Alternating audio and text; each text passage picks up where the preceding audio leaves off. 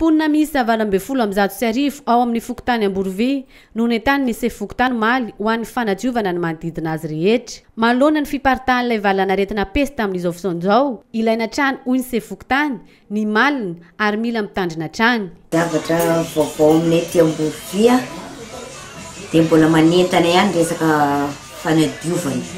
Teo ny Vaovao be hoe pesta ka noho izany dia mbola manentana ihany tompoko hoe manadio izay tahitsiny ihany atsika Amborovy.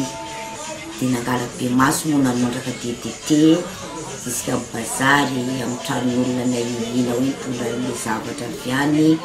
Zay kolokoloara daholo nasiana DDT ary saorana koa ireo be maso. Araka ny nambaran'ny se Fokontany hatrany, dia tokony samy hanadino manodidina azy ny olona rehetra fa tsy miandry ny fanadiovana faobe.